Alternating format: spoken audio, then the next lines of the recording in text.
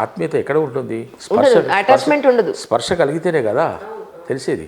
అమ్మ వేలు పట్టుకుంటే వాడికి ఉన్నటువంటి ధైర్యము, నమ్మకము, వాడి వేలు పట్టుకుంటే మనకున్నటువంటి తృప్తి, ఆనందము, ఎవరో పట్టుకుంటే ఎక్కడొస్తుంది మేడం? ఎక్కడో తింటే ఏమొస్తుంది? వాడి ప్లేట్ వాడు కడుక్కుంటుండొచ్చు, ఆ క్రమశిక్షణ వాడు నేర్చుకుంటాం. ఇంట్లో మనం చెప్తే మనం కూడా నేర్చుకుంటాం కదా. మన ఇంట్లో మన పూర్వీకులు చేసుకోలేదా? మేము చదువుకోలేదా?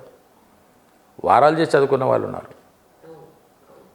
వారాలు చేసి ఒక్కొక్క ఇంట్లో ఒక్కొక్క రోజు తిని చేసుకున్న వారు కూడా ఉన్నారు. ఏదైనా మనం మనం మనం అనుకునేది ఒక సాధించాలి అని అనుకున్నప్పుడు, మనం క్రమశిక్షణలో ఉండాలి అనుకున్నప్పుడు ఇవన్నీ సాధ్యమవుతాయి, ఇవన్నీ ఆలోచిస్తాం. ఇంకా అదే మేము పెరుగుతున్నాం అని అనుకుంటే దాన్ని మనం ఏం చేయలేము. ఇప్పుడు పరిస్థితి అట్లే కూడా మనం ఏం కంట్రోల్ చేసే పరిస్థితి లేదు. మనం అనుకుని బాధపడడం తప్ప, అనుకొని అయ్యో ఇట్లా జరిగిపోతుందేమో అనుకోవడం తప్ప, దానివల్ల మనం ఇప్పుడు ఏం సాధించలేము. ఏనుగు వెళ్ళిపోయినాక తోక పట్టుకోవటమే మన వల్ల కానిపలేదు. సమాజం మొత్తం అటు వైపు వెళ్ళిపోయింది.